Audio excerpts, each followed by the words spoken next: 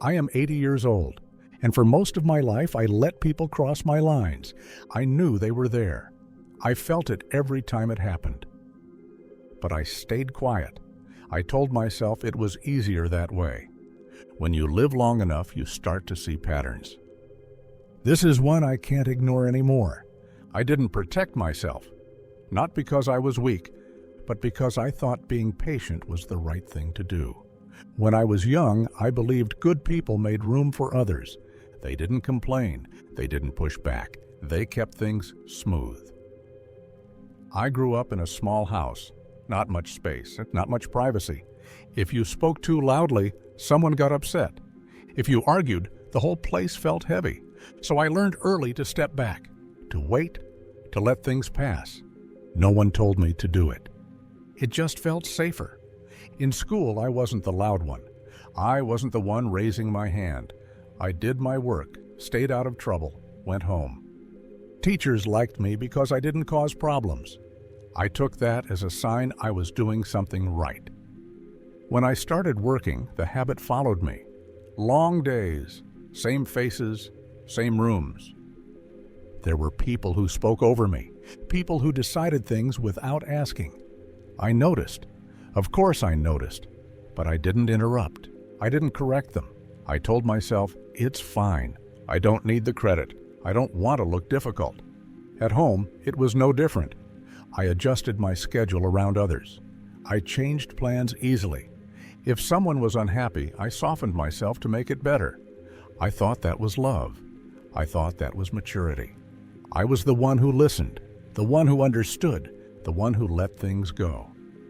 And people appreciated it. At least I think they did. They said I was easy to be around. They said I was calm. They said I never made a fuss. What they didn't say was just as important. They didn't ask what I needed. They didn't check where my limits were, because I never showed them. Years went by quietly. Birthdays came and went. Jobs changed. People moved on. And still, I stayed the same. There were small moments that should have mattered more to me. A friend who always arrived late, leaving me waiting. A family member who borrowed money and forgot about it. Someone who talked to me sharply and then acted like nothing happened. Each time I felt it, a small sting, a tightening in my chest. And each time I told myself not to make it bigger than it was. I convinced myself that letting things slide made me generous, that being understanding made me strong, that speaking up would only create distance, so I stayed quiet. Over time, something inside me changed. It wasn't sudden. It didn't announce itself. I just started to feel less solid. When decisions were made, I waited to be told.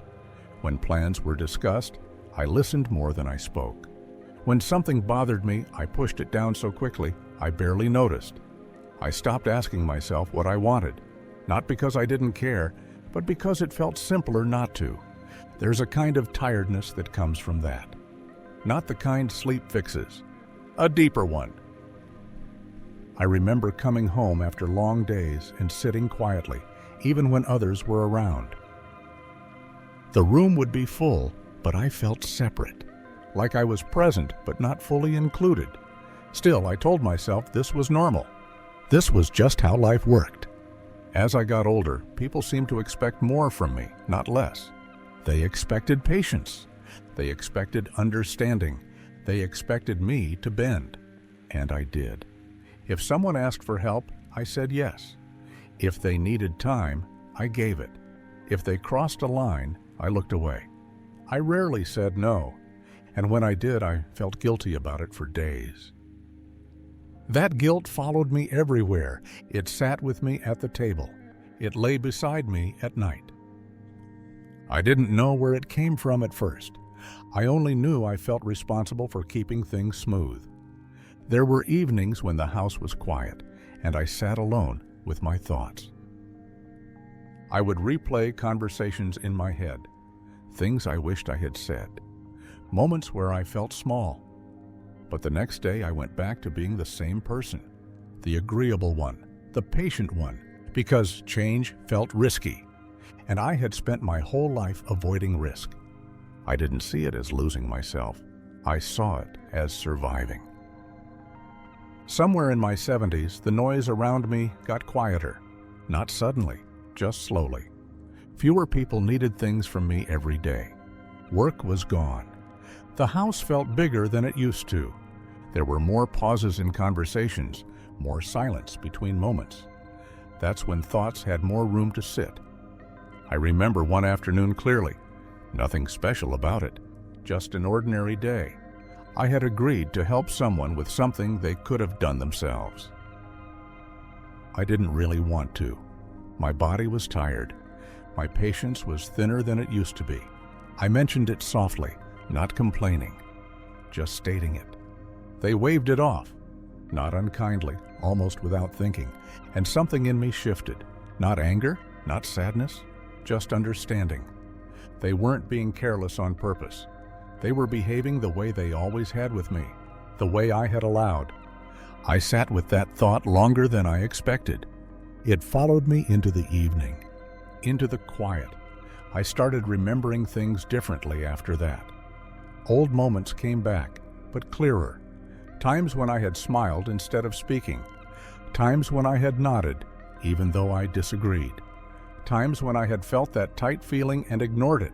I realized I had spent years teaching people how to treat me. Not with words, with silence. I thought about all the small lines I never drew, all the moments where a simple no would have been enough, all the energy I gave away because I didn't believe I was allowed to keep it. What I lost wasn't something you could point to. It wasn't money. It wasn't opportunity. It was respect, not theirs, mine. I had slowly stopped seeing myself as someone whose comfort mattered, someone whose time mattered, someone whose limits mattered. That realization hurt more than any argument ever could have, because it wasn't about other people. It was about me. There were relationships that felt one-sided when I looked back, not because others were bad, but because I never balanced them. I was always available, always understanding, always adjusting. And when you live that way long enough, people stop checking in, not because they don't care, but because they assume you're fine. I don't hold bitterness about it. I really don't. Most people are busy with their own lives. They take what's offered. What I regret is that I didn't offer myself the same care. There were nights I lay awake thinking about the person I could have been. Not braver, not louder, just more present in my own life. Someone who trusted his discomfort. Someone who allowed a little tension instead of swallowing it. I think about the conversations I never had. The pauses where I could have spoken. The moments where silence felt safer than honesty. I understand now why I chose that path. I wanted peace. I wanted approval. I wanted to belong. But peace that costs you yourself is a quiet loss. It doesn't show right away. It takes years. Now, at this age, there's not much I need to prove. There's not much I need to protect anymore. But clarity has its own weight. So if you're listening and you're younger than me, hear this gently. You don't need to disappear to keep others comfortable. You don't need to carry every burden handed to you. You don't need permission to take up space. When something feels wrong, pause. That feeling isn't a problem. It's information. You can be kind and still say no. You can be calm and still set limits. You don't have to explain yourself every time. People may adjust or they may not. Either way, you stay whole. I waited too long to learn that. I thought lines would push people away. I see now they show people where you stand. I don't say this with regret alone. I say it with acceptance. This was my life. These were my choices. I lived them quietly. And now I tell the truth quietly too.